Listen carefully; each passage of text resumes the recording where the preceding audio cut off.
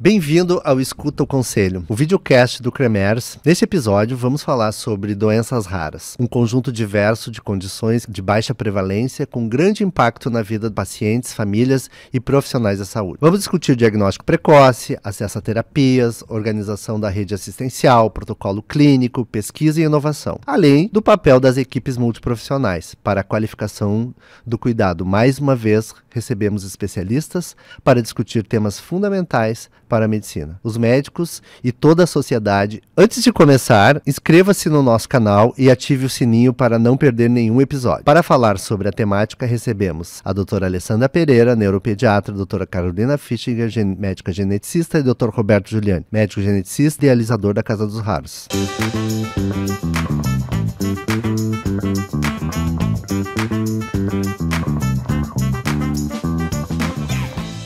Eu vou pedir então, a gente vai começar o nosso videocast, eu vou pedir então para cada um de vocês, por favor, vamos iniciar pela doutora Carolina. Pode se apresentar, por favor, doutora Carolina, e dizer quais são as qualificações, suas qualificações. Então tá. Bom, meu nome é Carolina Fischinger Moura de Souza, sou médica geneticista, né? Tenho cerca de quase 30 anos aí de formada. E atualmente eu sou diretora de um centro de pesquisa do Hospital de Clínicas de Porto Alegre, sou diretora médica, diretora clínica da Casa dos Raros, que é um projeto, acho que a gente vai falar um pouquinho também aqui, né? Também sou presidente da Sociedade Brasileira de Triagem Neonatal e Erros Inatos do Metabolismo. E atuo como médica também, né, dentro das áreas da doença rara. Então, um prazer estar aqui. Ótimo. Roberto, por favor. Bom, agradeço o convite aí. Meu nome é Roberto Giuliani, eu sou um médico geneticista, atuo como professor da URGS, como médico do Hospital de Clínicas de Porto Alegre, tenho uma atuação como consultor da Asa Genômica e estou me dedicando aí muito a esse projeto da Casa dos Raros, onde eu atuo como um diretor executivo, e é um projeto que nós viemos acalentando já há alguns anos, né, e que agora está dando os seus primeiros passos aí de uma maneira muito, muito positiva. A gente vai conversar mais ao longo do programa. Muito obrigado. A Casa dos Raros vai ser foco do nosso assunto aqui, com certeza. Doutora Alessandra. Tudo bem, eu sou a Alessandra Marques Pereira, eu sou neuropediatra, com uma atuação voltada para o acompanhamento de crianças e adolescentes com doenças raras, transtornos do neurodesenvolvimento e epilepsias. Sou médica neuropediatra do Hospital Moinhos de Vento. Muito obrigado. Bom, é um imenso prazer nós estarmos aqui para a gente falar de um assunto de tamanha importância, que é esse, cada vez com uma evidência muito maior e de uma importância que a gente possa hoje trazer, além de dizer o que é a doença rara, ou como a gente pode conduzir uma doença rara. Então, assim, eu vou começar por ti, doutora Carolina. Se a gente for caracterizar uma doença rara no contexto brasileiro, por que essa definição importa nessa definição de cuidado? Bem importante essa pergunta, porque o nome doença rara é meio um paradigma, né? A gente, na realidade, para classificar formalmente uma doença rara, é quando a gente tem cerca de 1 para 2.500 indivíduos com aquela condição, né? Esse indicador, esse dado epidemiológico, né, ele é variável de um país para outro, de uma região para outra. A gente pode ter uma doença rara no Rio Grande do Sul e ser frequente no Norte e Nordeste, por exemplo, ser uma doença rara no Brasil e ser uma doença frequente na Alemanha. Então, ele é um contexto da OMS mesmo para classificar e dar frequência. E considerando isso, nós temos no Brasil cerca de 13 milhões de indivíduos com alguma doença rara. E esse número é bastante expressivo, porque uma doença rara, quando a gente tem uma pessoa afetada por ela, tem toda uma família, um contexto importante. 80% das doenças raras são de causa genética. E tendo essa causa genética, a gente pode ter um número mais expressivo dentro de uma família, e ele isola aquela família, porque a maioria das doenças raras são graves, condicionam o paciente a uma situação de qualidade de vida muito baixa e um risco de morte elevado, principalmente antes dos 5 anos, quando a gente fala em crianças, né? E além disso, a gente sabe hoje, conhece em torno de 7.800 tipos diferentes de doença rara. Então, obviamente, a gente vai ter aquela doença que a frequência é 1 para 1 milhão e aquela que a gente vai ter a frequência 1 para 2.000, 1 para 2.500. Então, isso dentro de um contexto médico, né, tem uma importância no reconhecimento dentro da medicina, da importância de se falar sobre esse tema, né? Muito interessante. Quando a gente pensa que o raro pode ser de 1 para 2.000 e 1 para milhões, então quando a gente chega a um número de 1 para 2.000, o raro não parece tão raro assim, né? Exato. Então, se for uma doença que tiver intervenção, isso vai fazer uma diferença incrível, né?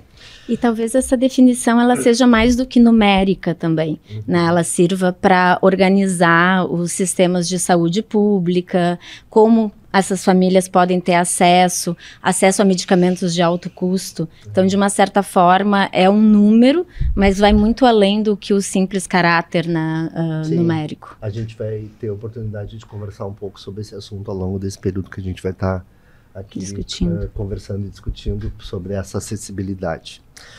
Se a gente for pensar quais são os principais grupos de doença rara e quais as especialidades mais frequentes que participam no diagnóstico, Dr. Roberto, o que o senhor pode nos falar a respeito? Bom, a gente pode classificar de várias maneiras. Uma, por exemplo, a Carolina acabou de mencionar, a maioria são genéticas. Então tem as genéticas, que são em torno de 80% das doenças raras, e as não genéticas.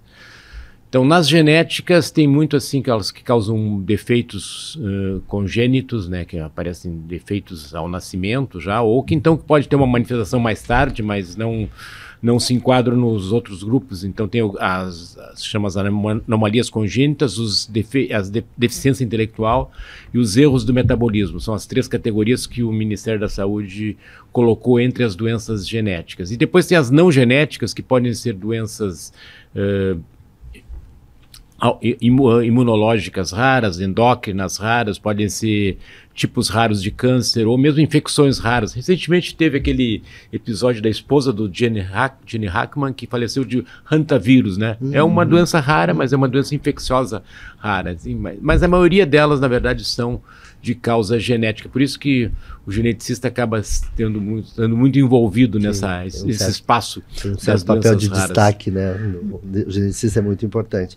E pegando aquele gancho que tu comentaste antes, doutora Alessandra, onde você acha que estão os maiores gargalos hoje, tanto na identificação precoce, quanto na confirmação diagnóstica e o acesso às terapias, reabilitação, segmento longitudinal? Onde que está o início disso tudo? Como é que a gente consegue tornar a vida do raro não tão complexa? Eu acho que tudo começa na identificação precoce, né? Esse é um ponto muito importante, porque geralmente essas doenças já podem se apresentar muito precocemente num bebê, com sinais e sintomas muito sutis, né? Então, um bebê com um atraso do desenvolvimento, que acaba sendo um sintoma inespecífico, isso acaba atrasando também o encaminhamento. Então, isso passa por um conhecimento maior, uma conscientização da equipe médica que trabalha em atenção primária, né, para poder acelerar. Depois a gente tem um outro gargalo, que é a confirmação diagnóstica, né? Nem todos estão num centro como o Porto Alegre, que é um centro de referência, né, em diagnóstico genético. Então, esses diagnósticos, eles acabam demorando muito, né? Então, para isso é importante esses sistemas de telesaúde, o telemedicina, né, que favorecem, né, que todo mundo tenha acesso a uma equipe especializada. Se tem o gargalo dos medicamentos, depois, né, uma vez feito o diagnóstico, e do acompanhamento também com uma equipe multidisciplinar e especializada. Porque, como a doutora Carolina falou, são doenças, na maior parte das vezes, com um impacto muito grande, né, sobre a família, sobre a criança, com caráter progressivo, por exemplo, com uma perda de habilidades. Então, eu acredito realmente que a identificação precoce hoje ainda seja um problema, por mais que a gente tenha políticas da triagem ampliada, o teste do pezinho, e passa muito, então, pela formação, né, dos profissionais que atuam em atenção primária. Tô aqui te ouvindo e pensando na minha área, né? Eu sou pediatra, você sabe, eu sou intensivista pediátrico, mas eu sou pediatra de formação também. E quando a gente forma residente, uma das coisas que a gente bate muito é isso, né? Prestar atenção e ouvir o que os pais têm para dizer. Porque não é uma e nem duas vezes que os pais são os que procuram achar que tem alguma coisa que não está certa com o meu filho. E aí o pediatra não... não, isso é da idade, isso é assim mesmo, cada um tem seu tempo. Tô pensando, me veio agora uma ideia de um hipotônico, por exemplo, né? Que é uma das manifestações muito comum, muito frequentes, né? E aí se pega pessoas não tão experientes ou com uma formação mais adequada, é o hipotônico e vai indo. Quando vê o paciente está com 1 ano de idade, o paciente não sentou ainda e isso está como normal. E não, né, Carol? Não, a gente vê muito isso ainda, João. A questão do cada um tem seu tempo, né? E às vezes não dá o valor suficiente a uma queixa recorrente. A gente vê isso em todos os níveis. Às vezes pode ser um pediatra com uma formação mais light, né? Não tão invasiva. Eu entendo um pouco que é um pouco assustador mandar uma criança para um neurologista pediátrico ou para um médico geneticista, porque se essa suspeita de alguma condição, ainda há muito temor sobre o que de fato que o geneticista faz, o que ele vai pesquisar, né? E existe um certo preconceito, às vezes eu vejo na pediatria, do excesso de zelo nesse encaminhamento. Eu sempre acho que, na dúvida, é sempre melhor a gente poder encaminhar para o especialista, poder fazer a avaliação de uma forma mais direcionada do que postergar. Porque, como a própria Alessandra falou, hoje a gente tem muitas doenças genéticas em que a gente tem disponibilidade do tratamento. E o tempo é o cérebro, o tempo é o coração, o tempo é o músculo, né? Então, se a gente perde essa janela terapêutica, isso pode comprometer aquele indivíduo ao longo da sua vida. Então, sempre falo assim, estimulando, né, a população de uma forma geral. Se tem uma dúvida, encaminha o médico geneticista, ele é tranquilo, ele não é um médico assustador, né? Ele vai cuidar, vai acolher, né? Essa é a ideia. Eu acho que o medo dos rótulos também, né? Sim. Mandou pro geneticista, tu rotulou o paciente, rotulou a criança. E isso é uma coisa que tem que ficar claro que não é, a gente vê, afastar por exemplo, problema. Hoje na endocrinologia, a gente vê os endócrinos encaminhando na composição do cuidado do paciente, entra como mais um profissional, por exemplo, uma baixa estatura, né? A baixa estatura pode ser um sintoma altamente inespecífico, uma criança que não cresce porque não come bem, porque não dorme bem, mas ela pode ter uma causa genética. E o impacto do diagnóstico pode trazer decisões terapêuticas importantes para o crescimento daquele indivíduo. Então, eu estou citando aqui um exemplo bem simples, né? A gente citou a hipotonia, mas a baixa estatura é um sintoma simples. E eu vejo alguns endócrinos, não vou encaminhar o geneticista, puxa, ele vai pedir aquele exame complexo, cariótipo e tal. Mas eu acho que a gente tem que desmistificar isso. E, então, obviamente, o acesso, né, João? O acesso. Sim. A gente não tem número de profissionais no interior. No interior, na capital a gente até tem, mas no interior é escasso, né? Tanto o neuropediatra quanto os especialistas são escassos no interior. Então, muitas vezes acaba protelando, né? E talvez passe por uma fragmentação também, né? Então, talvez nós aqui sejamos o melhor exemplo de equipe que se comunica, que conversa. Então, o Dr. João como pediatra, que encaminha para mim como neurologista, que encaminho para vocês como geneticistas, e nós conseguimos nos reunir. Mas muitas vezes essa equipe não se comunica também, não existe esse caminho. Eu acho que essa fragmentação na equipe, na investigação, acaba também atrasando e atrapalhando, né? Tá bem, vamos conversar mais. Roberto, e a Casa dos Raros? Nos fala um pouquinho dela. como que surgiu, qual é a proposta, o que é exatamente a Casa dos Raros? Bom, a Casa dos Raros, ela surge de uma constatação, né, de quem está já há muitos anos aí lidando com doenças raras, de que o paciente com doença rara ele tem uma navegação difícil no sistema de saúde, não por falha do sistema, mas pela natureza mesmo das doenças. Ele precisa ir no geneticista, o geneticista precisa da opinião do neurologista, o neurologista precisa de uma ressonância, depois o geneticista precisa de um cariótipo, e tudo isso leva tempo, né? Tem um levantamento da Rede Nacional de Doenças Raras dizendo que, em média, as doenças raras levam mais de 5 anos, 5,4 anos, desde o início dos sintomas até o diagnóstico, né? Então é muito tempo. A Carolina acabou de comentar, o tempo pode agir contra, né, o paciente e pode não ser mais recuperável.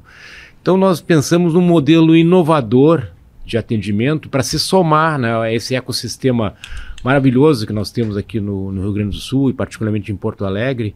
E nós então resolvemos, vamos inovar na maneira de abordar esse paciente. Então desenhamos o projeto da Casa dos Raros no sentido de que o paciente tenha assim um atendimento muito intensivo e já multiprofissional desde o início, né?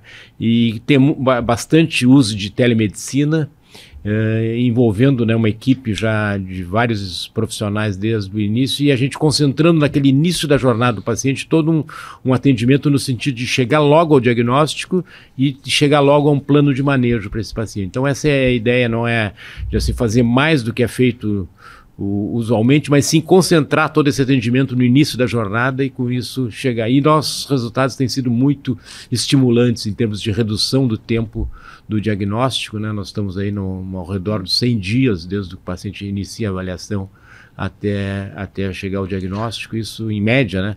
E isso é muito estimulante e tem sido muito bem avaliado. Claro que a Casa dos Raros é um projeto que é uma instituição filantrópica, então ela depende, né, do apoio da comunidade, ela pode ainda fazer muito mais se conseguir aumentar sua capacidade de atendimento, mas assim, o modelo se prova um modelo bastante interessante e queremos ampliar e replicar isso em outros lugares. Quando a gente fala em capacidade de atendimento, eu lido mais ou menos com que número isso, porque tudo é finito, né, quando a gente trata de pacientes dessa complexidade, porque para pensar desde o paciente chegar na atenção básica, que foi o que a Alessandra falou, ele ser encaminhado, como que o paciente chega à Casa dos Raros? Como que é possível chegar? Não sei se vocês podem falar. Talvez. Sim, a gente tem hoje, por exemplo, a Casa dos Raros, ela atende o Brasil, a América Latina, se for necessário, a gente tem esse projeto de teleatendimento também,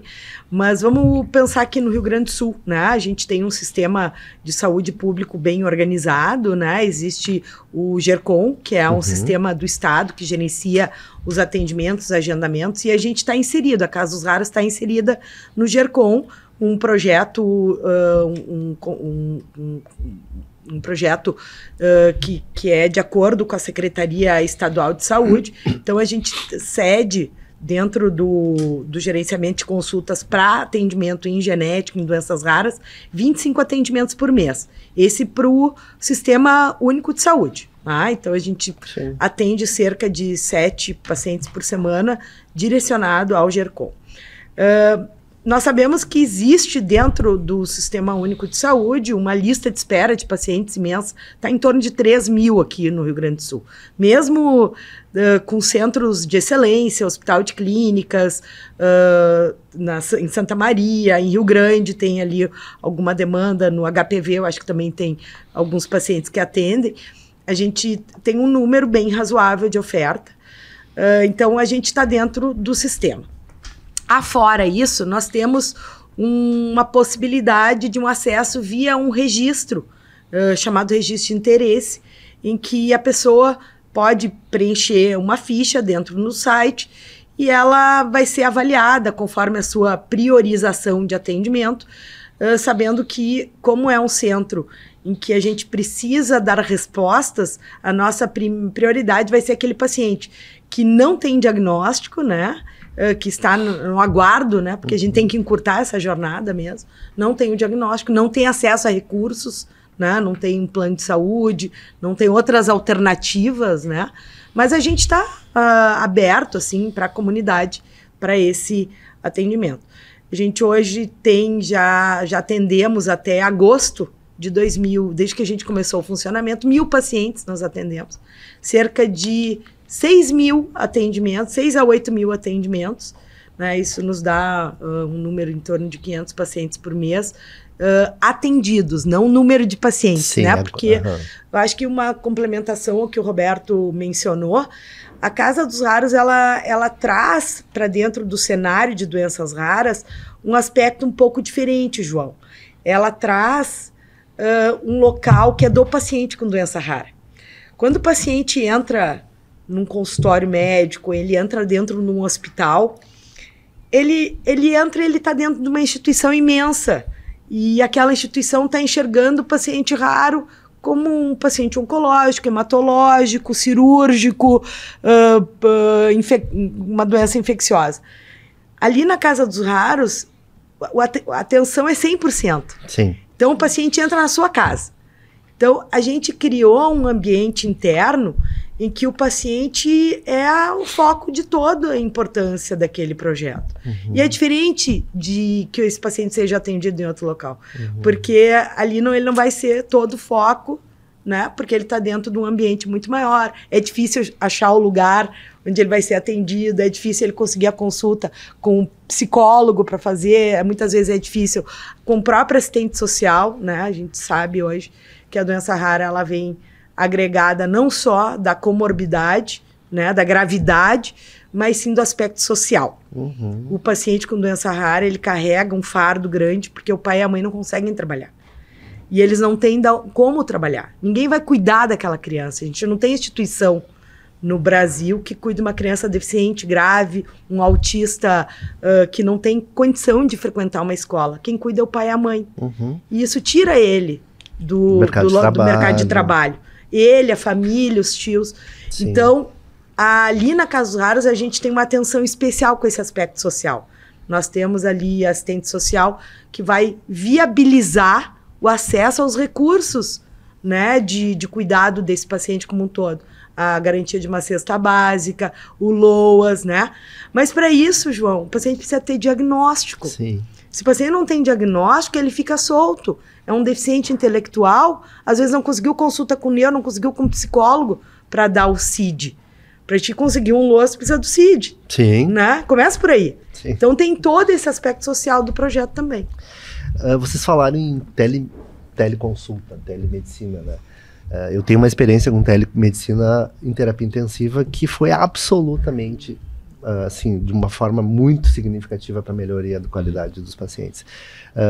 A telemedicina, quando eu falo da Casa dos Raros, a gente fala da Casa dos Raros, vocês recebem uma referência para que se entre em contato e vocês fazem o que? É uma consulta?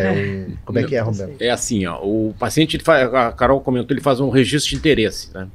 E aí a nossa assistente social entra em contato com a família para tentar entender um pouco da situação e também ver se é um caso, né, para a Casa dos Raros.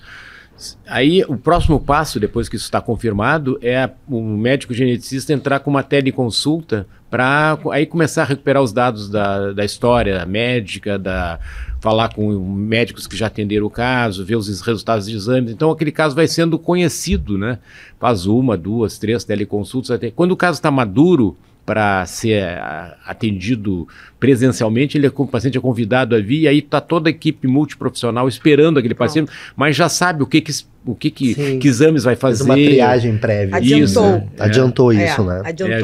Já marcou ali a ressonância, já marcou a coleta de sangue, então ele vem e faz um atendimento concentrado, e aí a equipe multiprofissional, que é dirigida pela Carolina, vai então trabalhar com aqueles resultados, com aquelas avaliações e chegar rapidamente, né, a um diagnóstico, né, na maioria dos casos. E a gente modificou o processo do GERCOM também, porque o GERCOM tinha a prerrogativa da primeira consulta sempre ser presencial. Então, o gestor ali do GERCOM comunicava o município, olha, o pacientinho aí do teu município está pronto para consulta na genética.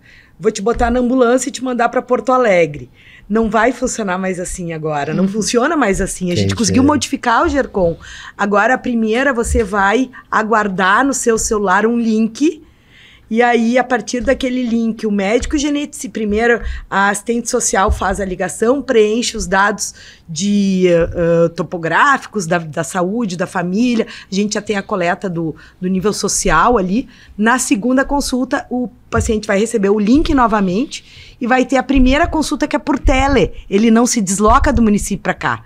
Porque o que acontecia? O paciente deslocava, vinha, não trouxe todos os exames, não entendi o que eu vim fazer aqui, e aí volta para lá de novo. Não, agora quando o paciente vem, ele já vem pronto, e ele já vem com a consulta presencial do geneticista, com a do físico, com a do dentista, com a da psicóloga, tentando alinhar que tudo seja no mesmo dia. Isso aí diminui uma jornada. Diminui uma jornada. Além do que é no mesmo lugar. Exato. Né? Porque o que acontecia também antigamente? O paciente era encaminhado para a neuropediatria do hospital X, que tinha que encaminhar para o geneticista do outro hospital, para o ortopedista do outro, e ele também demorava muito nessa jornada. Eu acho que a Casa dos Raros vem como centro de referência, né? Então existe um fluxograma de uma atenção primária que vai encaminhar para esse centro de referência que vai organizar esse atendimento. E a gente sabe que a primeira consulta com o geneticista é uma consulta ampla, né? É ampla. Ela é demorada. Se o paciente já chega com isso pronto por tele, porque muitas vezes são informações, né? Exato. O exame físico pode ficar em segundo plano quando a gente faz esse tipo de atendimento, né? É desafiador, porque pensa que às vezes a gente tem famílias que não têm acesso à internet. Então a assistente social orienta aí no posto de saúde e faz ali do posto de saúde, muitas vezes, essa primeira teleconsulta. E também foi desafiador, mas o próprio Estado aceitou o desafio. Então sai, porque o paciente recebe uma folhinha, né, dizendo a sua consulta, só que não é para você ir, vai ser teleconsulta, aguarde que você vai receber o link. E tá funcionando. Nós temos assim, um que outro aparece de vez em quando, né? Porque a questão da ambulância terapia, o transporte do paciente, o risco. Então isso a gente conseguiu, o GERCOM comprou com a gente essa ideia, foi muito legal. Muito interessante. Inclusive, isso poderia ser expandido para outras áreas. Óbvio. Maravilhosa essa ideia. Eu acho que esse é um dos papéis da Casa dos Raros, é mostrar que a gente pode fazer diferente, né? Quem sabe isso aí pode ser utilizado também. Exato. Não, eu fiquei imaginando, eu já fiquei vislumbrando essa dinâmica para outras situações, assim, que dentro de saúde pública faria diferença. Tá, Alessandra, eu não tenho diagnóstico ainda de doença rara, mas eu tenho alguns sintomas. O que é importante a gente ir manejando até que tu feche um diagnóstico? Porque vocês três já falaram que fazer diagnóstico de doença rara não é assim em 2 toques.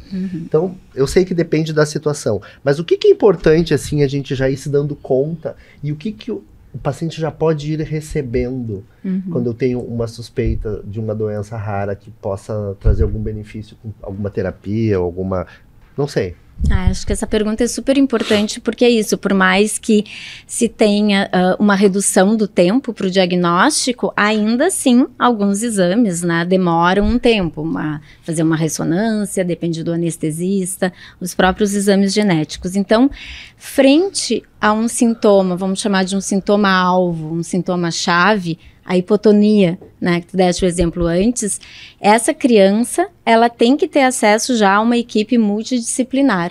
Então, uma físio, a TO, a fono, a assistente social, como a Carolina falou, né, referindo à Casa dos Raros. Mas mesmo num sistema, então, privado, em que eu estou atendendo o paciente no meu consultório, se eu já detecto alguma alteração no desenvolvimento, a própria deficiência intelectual, né, que tem causas tratáveis, eu já tenho que encaminhar para uma equipe multidisciplinar para se iniciar essa intervenção. E uma coisa importante, né, que isso talvez tenha mudado o conceito moderno até de cuidados paliativos. Quando a gente está diante de uma condição que a gente vê que a criança está deteriorando e a gente ainda não tem o diagnóstico, que o cuidado paliativo ele não é mais um cuidado de terminalidade, né, e sim oferecer então a qualidade de vida, condições, né, para a criança se alimentar, então vai passar por uma gastrostomia, vai passar por uma sonda. Então toda essa equipe multidisciplinar ela tem que estar atenta também para receber, né, essa criança, esse paciente. Vocês querem fazer alguma consideração? Não, é muito bom esse ponto que a Alessandra comentou, porque nós na Casa dos Raros, nós vamos assim, concentramos muito na etapa do diagnóstico e depois no estabelecer um plano de manejo multidisciplinar, mas a gente já com foco de transferir esse paciente de volta para a sua localidade, para o seu centro de saúde, porque a Casa dos Raros não tem assim, a intenção de fazer o tratamento a longo prazo de cada paciente. Então a ideia é ajudar na parte de diagnóstico, elaborar o plano de manejo e depois transferir. Aí entra de novo o assistente social em toda a questão de localizar a maneira de fazer isso, e também entra, né, nós somos assim, centro de atenção integral e treinamento em doenças raras. Entra a nossa parte de treinamento para apoiar, né, esse centro a fazer esse tratamento dessa condição no longo prazo, né? Então a nossa equipe treina como fazer a infusão, como acompanhar. E aí nós fazemos assim o segmento. E o segmento pode ser tanto presencial, mas principalmente um segmento remoto, assim, tipo uma mentoria, fica acompanhando a situação. Por exemplo, a Carolina diagnosticou um paciente com mucopolissacaridose tipo 2, é uma doença rara, tem que tratar com terapia de reposição enzimática, começou o tratamento lá na Casa dos Raros. Assim que foi possível, já foi uma equipe nossa treinar o pessoal da cidade onde ele mora para fazer Santa Maria, por exemplo, fazer infusão lá. Ele já está agora fazendo, não vem mais para Porto Alegre, faz infusão lá, e a nossa equipe fica fazendo o segmento remoto aí para ver se está tudo bem, se não precisa mudar nada, assim. Então essa é a ideia a gente tem um exemplo clássico disso, que é bem a área que tu atua, né? Que são hoje os transtornos do espectro autista, né? Que é uma patologia ou é uma condição que tem que ter um mentor que faça esse segmento. Então, quando estava falando sobre isso, eu me lembrei que esse exemplo, se a gente para a população assim entender, que esse é um exemplo clássico de que precisa ter um condutor da situação. E no caso das doenças genéticas raras, como são doenças de difícil diagnóstico, se não tiver alguém com um suporte adequado, que possa ter um suporte adequado, essa doença vai acabar ficando sem diagnóstico e, consequentemente, sem terapêutica, né? Às vezes a gente vê que a equipe multi que acompanha o paciente fica um pouco receosa de trabalhar determinadas questões de desenvolvimento, né? Eu acho que, novamente, voltando, passa pelo diagnóstico, né? De dar a segurança de que você pode fazer esse ou aquele tipo de terapêutica, né? Para estimular, desenvolver. 95% das doenças raras não existe um remédio específico, será uma linha de cuidado, né? Essa linha de cuidado vai passar por uma equipe grande, isso tem um custo, nem todos os municípios estão preparados para atendimento de equipe multi dentro do Sistema Único de Saúde, às vezes muitas vezes nem no privado, né? Mas a gente tem também a missão, como médicos, né, de mostrar a importância do trabalho, da reabilitação, né, de todos esses profissionais nessa linha de cuidado do paciente, porque isso pode ser para o resto da vida. Né? Então, nutrição, né, acho que é uma área super importante também, né, que está aliada às doenças. Eu queria provocar agora uma coisa que eu acho que é bem complexa, que é o acesso às terapias modificadoras de doenças raras, assim, via saúde suplementar ou via SUS. Como que está o acesso das terapias hoje que realmente fazem a diferença? Eu já gostei da tua pergunta, modificadoras. Eu acho super importante deixar claro que a gente não tem terapia curativa para doença genética. Talvez não tenha para nenhuma doença, né? Nem as que a gente conhece tem, né? A gente tem terapias verdadeiramente modificadoras e ao longo nós somos geneticistas, tem tido uma alegria muito grande, que acho que ao longo dos últimos 15 anos a gente teve incorporação, neurologistas também, incorporação de um número grande de medicamentos tecnológicos que vieram modificar completamente a história natural. Se a gente pega a atrofia muscular espinhal, nós começamos lá, lembra o primeiro paciente, João, que a gente pensou? Lembro. Era assim, trazer a medicação para cá já era algo sensacional, e hoje faz parte da linha de 3 medicamentos disponíveis que modificaram toda a vida e história natural da doença. A gente fazia cuidado paliativo de atrofia muscular espinhal, né? Os neuros não gostavam muito, eles jogavam lá pra genética, assim, cuida dele agora, né? Vocês já estão acostumados com isso. Ou pra UTI pediátrica. Ou pra UTI pediátrica aqui, né? Entuba ou não entuba? Entuba ou não entuba, exatamente. Então, isso hoje é um tema não debatido. Ao mesmo tempo que vem a alegria da possibilidade terapêutica, vem os desafios do custo, do acesso, né? Acho que vou deixar o Roberto falar um pouquinho sobre isso, né? É realmente para o geneticista e para a sociedade como um todo, né? De alocar recursos, né? Nós sabemos que o custo para muitas delas é elevado e que a gente tem que repensar a forma de lidar com a medicina, não só para a genética médica, para neuropediatria, mas também para oncologia, para hematologia, porque a gente vai ter uma série de novas medicações vindo por aí, enfim, mas que é muito bom isso. Por outro lado, também é muito desafiador para o gestor, para o Estado, para o próprio paciente, né? E aí vem uma outra questão, que não é o custo, mas assim, o entendimento da família de qual é o critério de tratamento, de começar, de parar, qual é aquele que tem real indicação, porque o diagnóstico de uma doença rara ele é devastador na cabeça das pessoas, né? Eles se sentem muito culpados, né? Eu vou interromper um pouquinho a nossa conversa, porque eu tenho algumas coisinhas para comentar. Este é o Escuta o Conselho, o videocast do CREMERS. Aqui você acompanha os assuntos mais atuais da medicina e que têm impacto real na sua vida.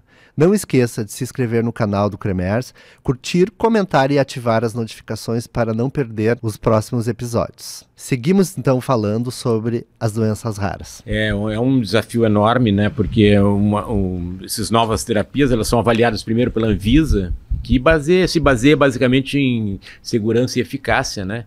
E tem aprovado muitos medicamentos aí para doenças raras. Depois eles têm que se tornar disponíveis, e aí entra o papel para o sistema público da Conitec, né, que é a comissão que incorpora novas tecnologias, e ali a avaliação ela é lenta e ela é limitada, assim, em termos de... Então tem muito mais medicamentos aprovados do que medicamentos que têm o acesso já incorporados, né, no sistema de saúde. A gente entende essa questão do orçamento e da disponibilidade de recursos, né, mas então é uma área que é bastante sensível, né, essa da incorporação para tornar esses medicamentos os que existem, né, disponíveis para os pacientes, né. Acho que avançamos bastante, mas assim ainda precisamos avançar mais, e é toda uma discussão que a sociedade tem que ter, né, se vai enfrentar esse desafio de tratar as doenças raras e de onde vão sair os recursos, e é uma questão eu vejo muito uma questão de equidade, né, por que um paciente com uma doença rara ele vai ser negado o tratamento e para o paciente com uma doença frequente vai ser tratado basicamente uma questão de custo, né? Então, mas tem a questão da equidade. O paciente não tem culpa de ter uma doença rara, né? De ter uma doença que o tratamento é caro, né? Então, acho que a sociedade tem que se debruçar sobre esse tema e achar uma solução. Às vezes não é nem custo, João. Às vezes pode ser até um entendimento do gestor e muitas vezes até a questão da evidência. O estudo para uma doença rara, ele não inclui 500 pacientes. Ele inclui 25, 30 pacientes. E muitas vezes essa evidência, ela é uma evidência que não está dentro do escopo construído das evidências da Conitec que faz a inclusão. E acaba que estudos de vida real mostram a evidência, mas com o contexto de aprovação dentro do sistema único, ela acaba não tendo uma robustez suficiente. Mas, primeira coisa, o paciente não tem tempo de esperar, né, essa robustez acontecer. Né? Muitas vezes a gente vê... eu me lembro bem quando a gente começou a fazer terapia de reposição enzimática para mucopolissacaridose, houve uma resistência imensa de incorporação. Hoje é básico, depois de 20 anos de terapia de reposição enzimática, redução da mortalidade, redução da comorbidade, redução de internações hospitalares, melhor da qualidade de vida, autoestima. Então, assim, isso tem também uma redução de custo para o Estado. Mas isso muitas vezes leva tempo, e esse tempo é que às vezes é difícil se aguardar, né? E eu acho que a gente também tem que sentar com as companhias farmacêuticas e pensar em redução. Nós somos um país grande, né? E a gente tem uma diversidade muito grande também. E na saúde suplementar eu vejo muito isso, por fazer parte de um serviço, de um hospital privado, as questões das judicializações, né? Isso tem sido praticamente uma constante quando a gente trata, não só doenças raras, mas as doenças raras acabam vindo e ficam mais evidentes em função dos custos, né? Que a judicialização do cuidado com o transtorno do espectro autista, né? Também, Alessandra. Também. É verdade. Exato. Acho Exatamente. Que essa questão...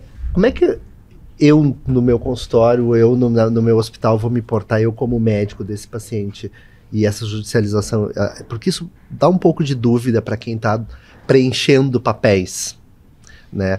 O quão a gente pode... Bom, na verdade é relatar o fato, não? Eu digo sempre que o meu conflito de interesse é o bem-estar do paciente. Ponto. Para mim, terminou. Certo. Se vão gostar ou se não vão gostar, já não sei. Entendeu? Mas, e eu tenho a questão, acho que todos nós aqui temos, né? Nós somos extremamente empáticos, né?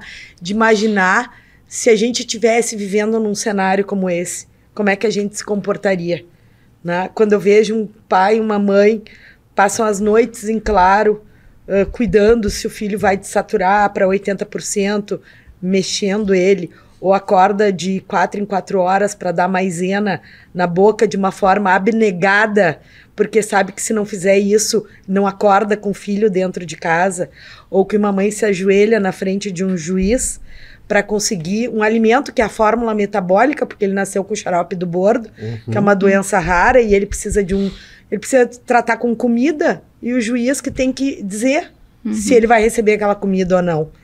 Quem sou eu? Eu não sou nada. Sim. Não sou nada. Sim. Né? Até porque, assim, isso que tu está descrevendo, né? É o dia a dia dessas famílias. Sim. A gente tem uma parcela, a gente tem um tempo para aprender, inclusive, com essas famílias e para se transformar. Eu acho que esse ponto é categórico mesmo, assim. Talvez a nossa obrigação, o nosso dever seja... Ao fazer um laudo, por exemplo, a gente poder colocar tudo que essa criança necessita de fato, né? Com ética, com responsabilidade, mas o que ela realmente E as evidências precisa. Possíveis, né? Exatamente. Que nem sempre são as evidências que nós temos ainda, né? As evidências possíveis. Sim. E nas questões éticas, assim, em relação à comunicação, ao cuidado com as famílias... dentro de um contexto maior, assim, como é que vocês percebem, assim, que a gente tem que trabalhar do ponto de vista ético? Porque a gente envolve, além do cuidado da família, a gente envolve colegas, a gente envolve terapias, Como que eu do ponto de vista ético, consigo me tornar, assim, importante dentro desse caso e fazer o melhor para o paciente? Como que a gente consegue? Acho que a empatia que a Carolina falou é o primeiro ponto, né? Ter empatia, entender a situação dessa família e como agregar os diferentes. Acho que ninguém tem que ser o dono, né? Ou o dono do diagnóstico, ou o dono do prognóstico de uma forma só para si. Acho que pode ter um coordenador, né? A pessoa que vai organizar a equipe. Mas acho que tem que ser com responsabilidade entre todos os envolvidos. Acho que outra coisa também, aí passa um pouco pela questão do aconselhamento genético, né? É a transmissão da informação da forma mais simplificada possível, transparente, né? Estabelecendo, então, essa transmissão de informação clara para o paciente, para a família, sobre o diagnóstico, prognóstico, possibilidades terapêuticas e claro, né, a gente vai ter um que vai sempre desviar para um caminho que, por mais que a gente queira ser bom médico e ético, aquele desvio vai acontecer, eu quero transplante de células-tronco na China, ninguém vai conseguir segurar, né? A gente tem hoje dilemas éticos ao acesso às terapias e doença rara, os crowdfunding, né? Que é as vaquinhas, né? Para tratar, muitas vezes com tratamentos que não estão totalmente de acordo com o que a gente imagina, né? E aí vão entrar esses conflitos éticos, né? Mas eu acho que a gente tem que manter a transparência, a ser claro, né? E tá embasado, né? Tá embasado. Embasado em evidências. Embasado em evidências. E se a gente for pensar... Desculpa. Não, eu ia falar pegando o gancho do autismo, né? Que tinha citado antes. O autismo acho que é um exemplo de como é fácil escorregar nessa questão ética, é verdade, oferecendo assim o que seria verdadeiros maus tratos do paciente, né, com autismo, com terapias que prometem cura, desde a câmara hiperbárica, ozonioterapia e assim por diante. Então, eu acho que escorregar nisso acaba ficando... É uma linha muito tênue, realmente, né, que separa o profissional que faz com o embasamento disponível, como a Carolina falou, mas um embasamento sério, né, e não cai num outro tipo de terapia. Eu queria perguntar para ti de novo, Roberto, um assunto pertinente que a Carolina falou, é sobre essa questão do aconselhamento genético. Porque quando tu tem um filho com uma doença rara, a gente não sabe a que ponto isso vai repetir ou não vai repetir. Se a gente pensar na Casa dos Raros, isso também faz parte do foco? Tá envolvido o aconselhamento genético? Certamente, né? Todo atendimento que envolve uma doença genética, né, ele passa também pelo aconselhamento genético. Para o geneticista, né, na verdade, o paciente é a família, né? Sim. E a família envolve a gente colocar a questão reprodutiva, os riscos reprodutivos que existem para, digamos assim, os pais daquela criança, mas também para outros membros da família, né? É algo que está sempre, assim, presente no atendimento de doenças genéticas. Aí o aconselhamento genético é uma parte importante e sempre acontece, né, ao longo do atendimento. E se a gente for pensar também nessa capacitação que é feita na Casa dos Raros, que pontos chaves vocês acham que é significativo? Assim, eu tenho um mentor para a área psicológica, outro para fazer avaliação com a fono, outro da parte nutricional, ou a gente consegue que a equipe converse com as famílias, ou esse segmento que foi comentado por ti, que os pacientes acabam não retornando, né? Eles são orientados. Assim, existe algum ponto-chave, alguém chave na Casa dos Raros, ou um grupo, uma equipe? Nós trabalhamos em equipe mesmo, sim, né? E todos os casos, uma vez por semana, nós nos reunimos todos, né? E transitamos principalmente em casos mais delicados, né? E nós temos muitos, né? E aí faz parte toda a questão médica, por exemplo, identificar que o pai ou a mãe podem ter também aquela condição e o que isso impacta ali no cuidado que a psicologia está tendo, e a psicóloga olha para a fono e diz, olha, tu precisa me dizer se ele tem uma apraxia ou se ele tem uma deficiência intelectual que ele não consegue falar. Então, assim, é essa interação ali que é uma interação única, né? E a gente não tem uma mentoria específica, ninguém é dono de verdade ali, todo mundo compartilha dificuldades, né? Para a gente encontrar um foco assim, positivo para cuidar desse indivíduo. E a gente trabalha também com aconselhamento genético ali dentro daquele local, que é também visto pela equipe multidisciplinar. Então, isso também é um processo interessante, porque a gente sabe atualmente no Brasil que o aconselhamento genético é um ato médico, mas a gente tem os profissionais que estão junto, que também começam a se capacitar para entender esse processo do Genetic Counseling como um grupo de trabalho, né?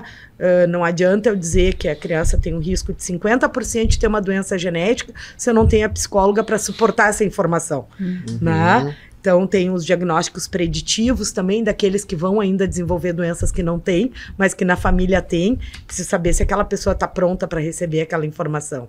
Né? Aí a gente está investigando uma criança com deficiência intelectual e tem histórico de câncer na família. Um câncer que provavelmente é genético. Como é que a gente vai? Vamos desviar do tema? Vamos, porque a gente precisa. O paciente é todo, é um todo, não é um pedaço, né? Então, isso é interessante. Bem interessante isso, porque eu vejo às vezes que dentro da pediatria e das famílias se pouparia uma determinada patologia em prol de uma outra que hoje estaria mais evidente. A gente foca naquilo que é o motivo da pessoa ter chegado até nós. Sim. Mas dentro da nossa informação, a transparência é importante. E também o benefício, né? Se houver um benefício para o paciente, não tem por que não abordar. Não, eu acho que é perfeito isso, né?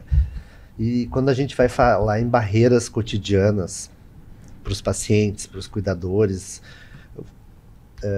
a Casa dos Raros ou no teu consultório, tem algumas soluções mais práticas, algumas sugestões mais práticas para essas barreiras do dia a dia?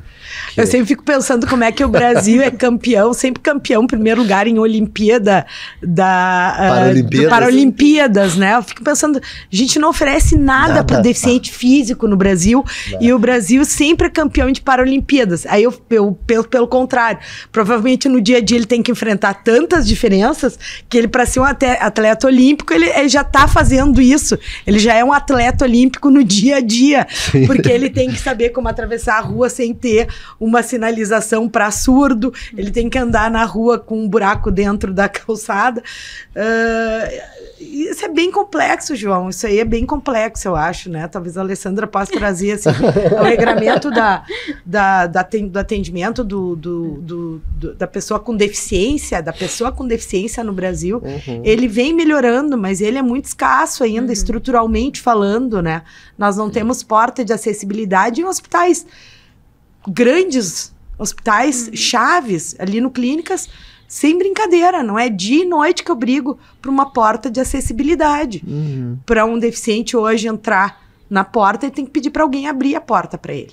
E não existe mais fundamento nisso. Né?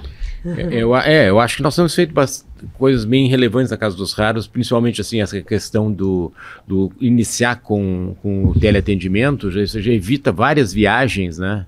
E que isso desgastes aí. E que também é o fato de quando ele vem, a gente já está com toda a equipe preparada, né? Isso eu acho também algo que acaba impactando bastante. E também a transferência do paciente, a habilitação do seu centro local para tratar aquela condição também é algo que vai ter um impacto a longo prazo, né, na vida dessa família. Então, acho que são várias ações aí que o resultado é trazer, né, uma melhor qualidade de vida para aquela situação, além do tratamento que a gente sempre procura dar, o que existe de mais atual e mais efetivo possível dentro do quadro, né?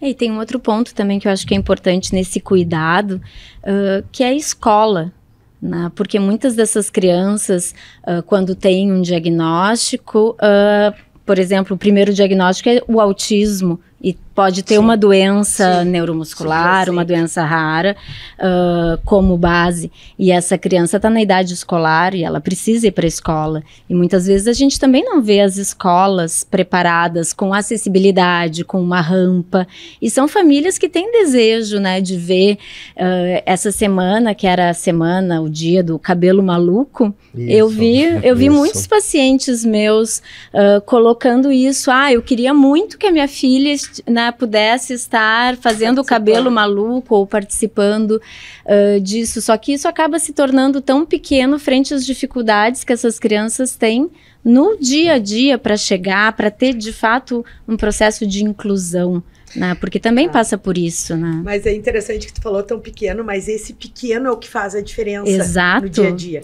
Às vezes são coisas muito pequenas, assim, minha filha conseguiu escovar os dentes, ou ele, pegar ali a medicação para acondroplasia, né, o nanismo, né?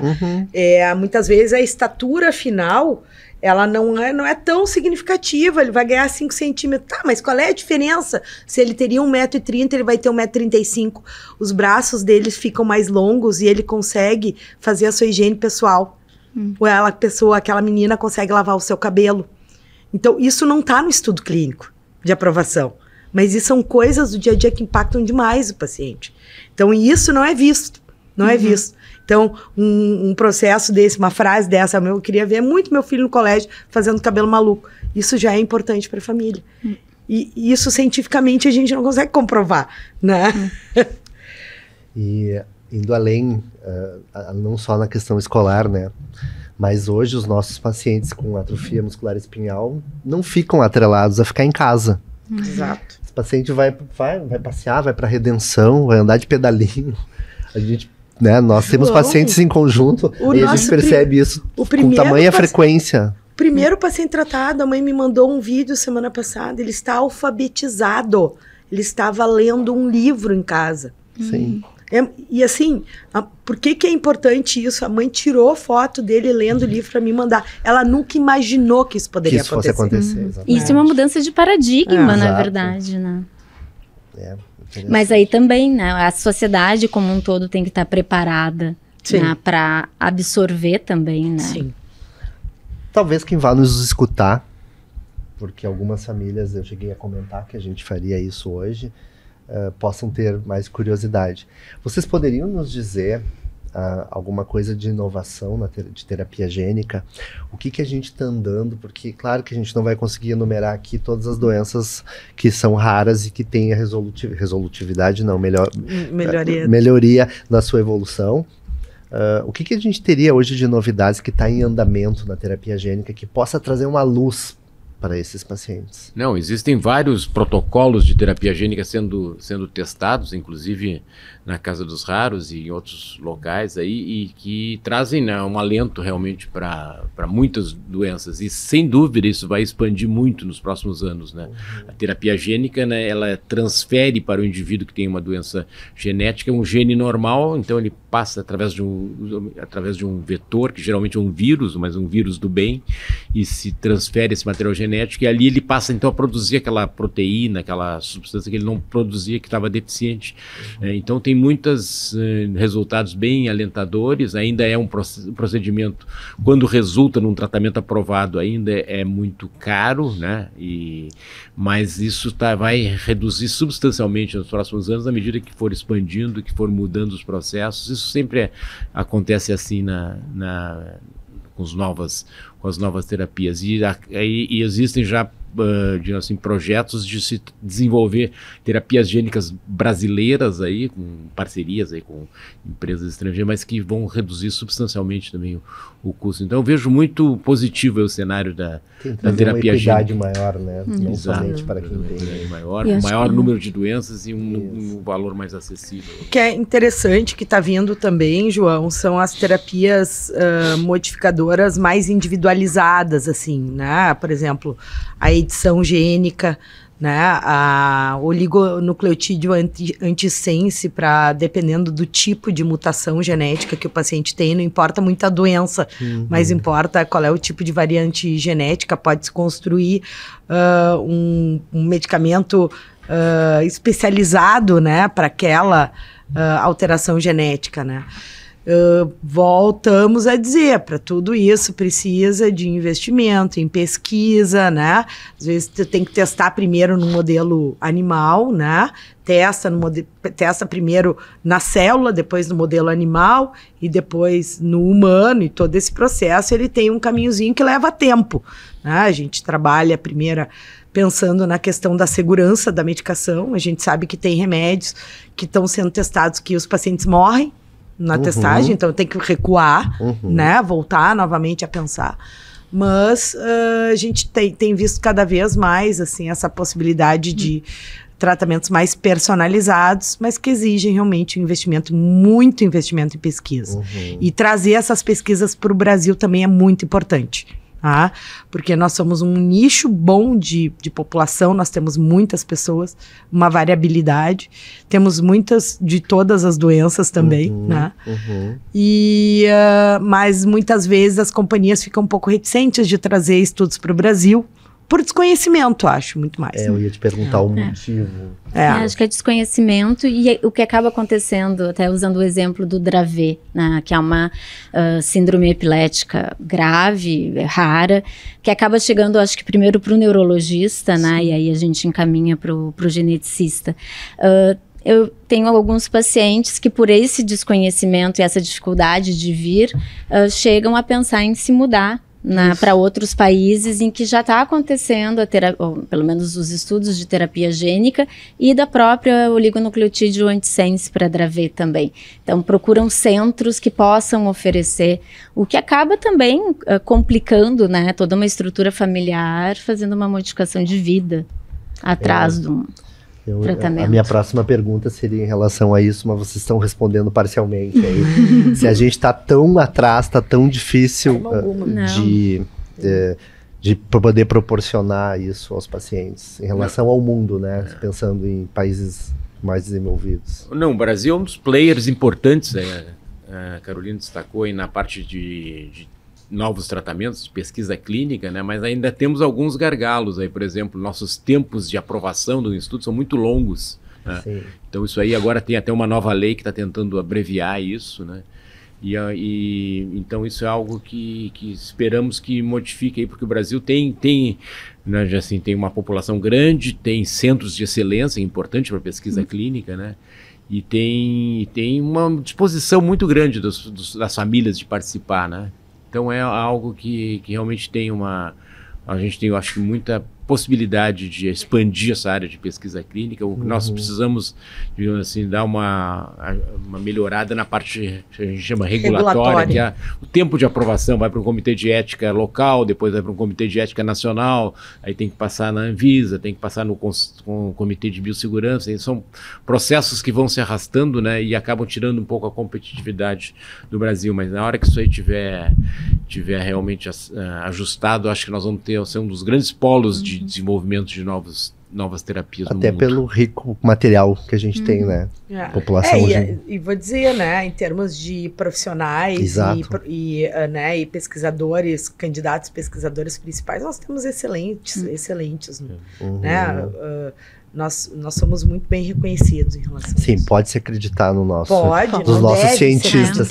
Não, porque existem algumas dificuldades, você sabe muito bem disso, que a população geral acaba tendo uma certa dificuldade, às vezes, de crer naquilo que é nosso, né? Não, mas quando a gente vai em congressos, e teve um congresso de neuropediatria que nós nos encontramos na Alemanha, a gente vê que não estamos atrás de absolutamente nada, né?